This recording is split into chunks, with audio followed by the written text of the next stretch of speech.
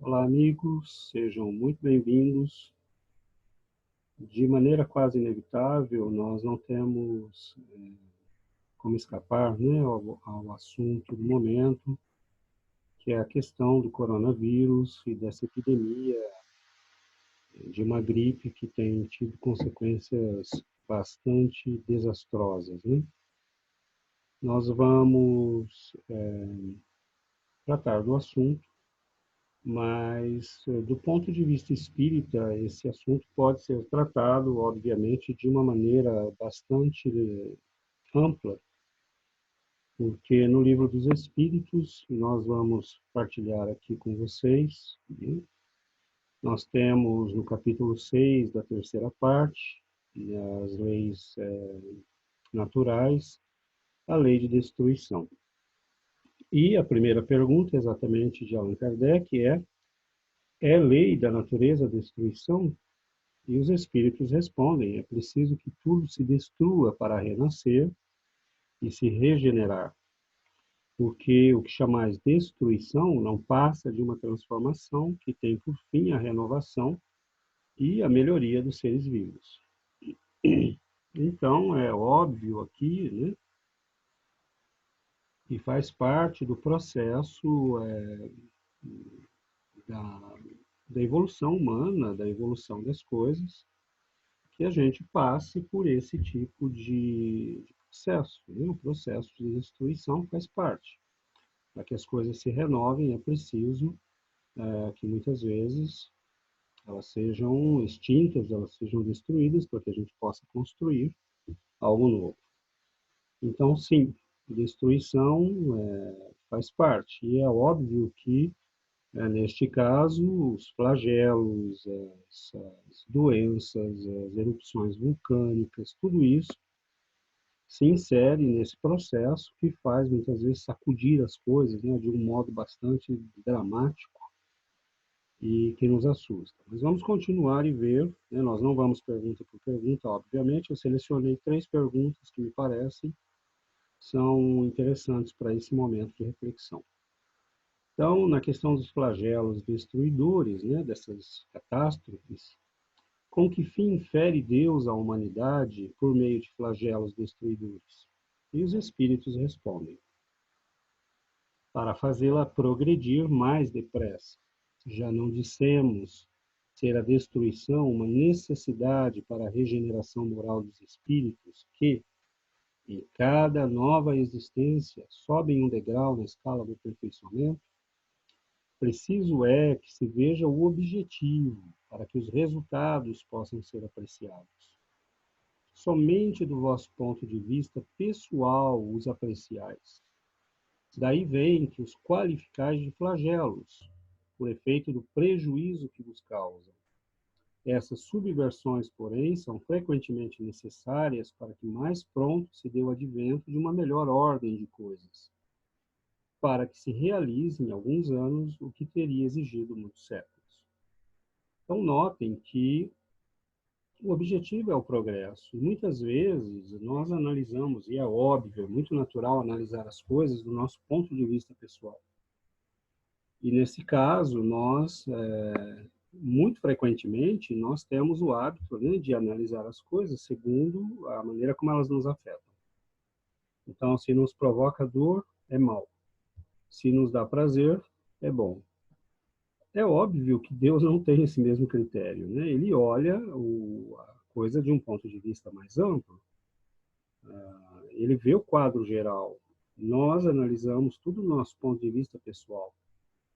E nós também analisamos como se tivéssemos só uma vida. E Deus sabe que nós não temos só uma vida, né?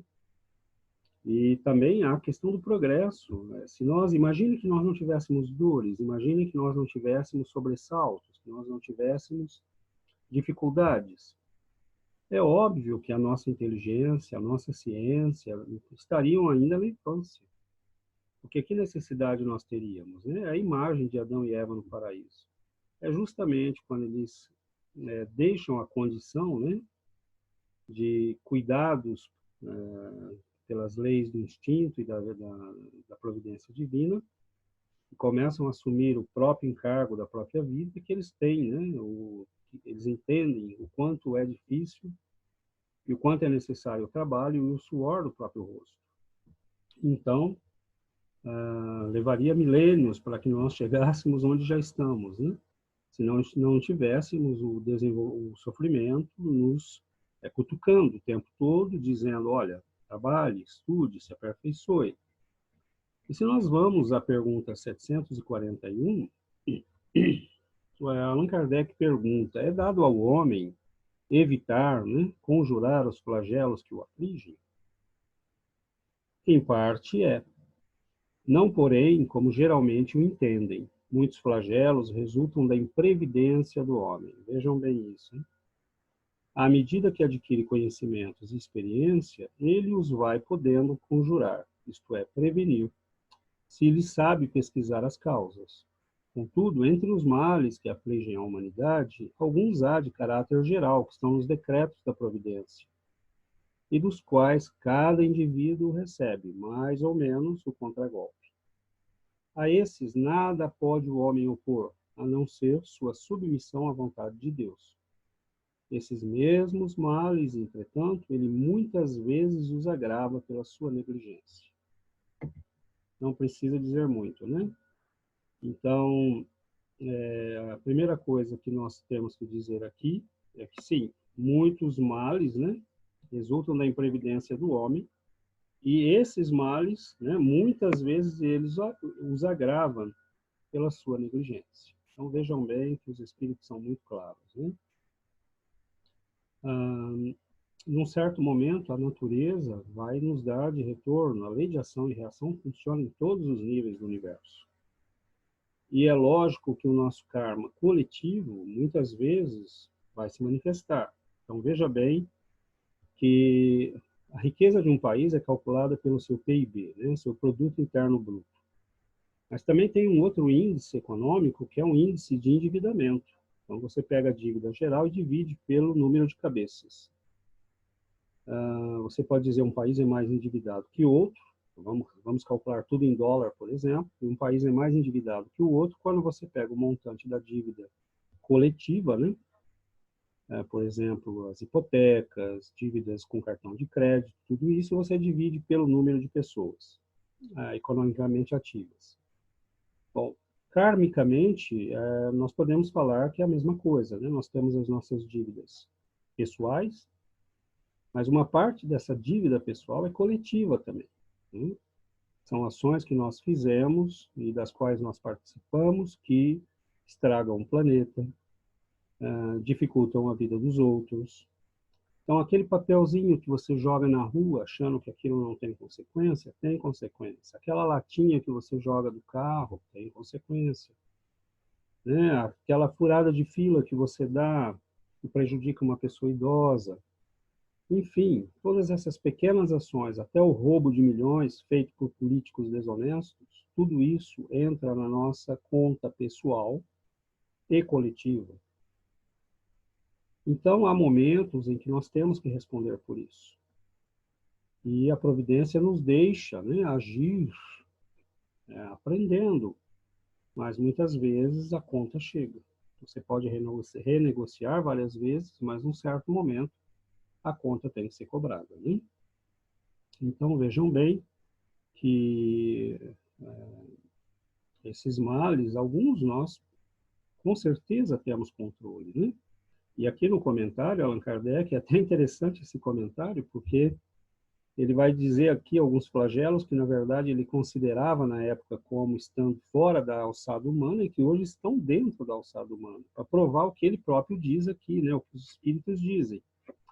À medida que adquire conhecimentos e experiência, ele vai podendo evitar e prevenir, né? Se sabe pesquisar as causas. Então, notem aqui o comentário, né?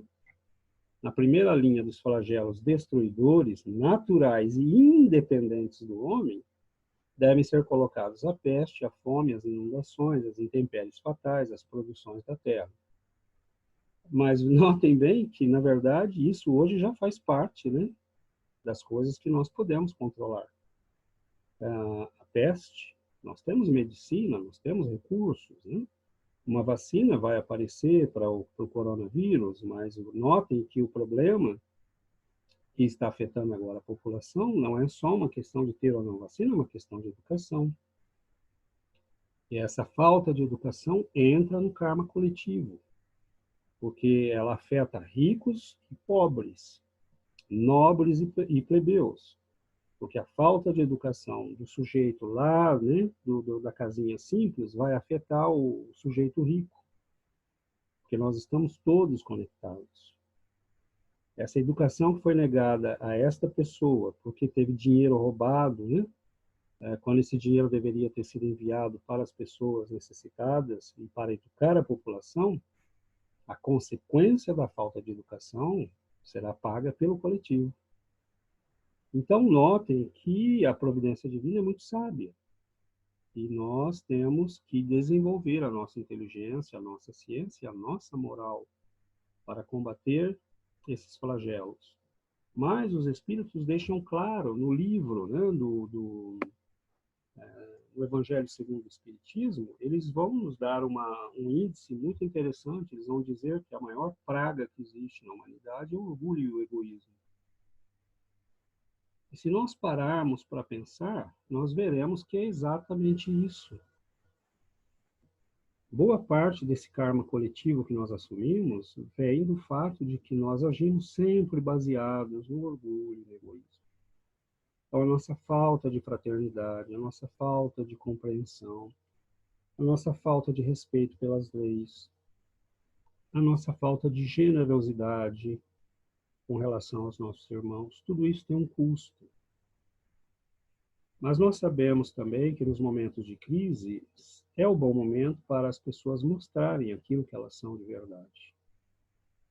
Então, tudo aquilo que nós estudamos e nós conhecemos de cristianismo e de espiritismo, este é o momento de colocar em prática. Este é o momento de mostrar para as pessoas quem nós somos, que doutrina nós adotamos, quais são os nossos valores. Então, este é o momento da oração, este é o momento de ir para as redes sociais, este é o momento de fazer tudo o que nós pudermos fazer online, né, cursos, conferências, estudos. Mas este é também o momento de procurar soluções criativas, de limpar o nosso quintal, porque nós temos um problema no Brasil, né, por exemplo, com os mosquitos. Este é o momento de não fechar as casas espíritas. Nós podemos, por exemplo, oferecer a sopa em sistema de caldeirão, para que as pessoas venham procurar a sopa que precisam. Nós podemos oferecer um atendimento nas farmácias, nos centros que possuem esse serviço, de uma maneira organizada, para que não se contaminem as pessoas. Enfim, há meios de fazer, há meios de ajudar, há meios de contribuir. É nesses momentos que nós mostramos se nós entendemos, se nós compreendemos, se nós temos realmente valores cristãos. Então, tenhamos tranquilidade, tenhamos calma, né? Não é momento para pânico, é momento para agir de modo inteligente, de modo racional e de modo equilibrado. E nós acreditamos firmemente que nós espíritas temos esses meios, né? Então, que Jesus nos abençoe, nos proteja e nos guarde sempre sob o seu manto de amor e de caridade.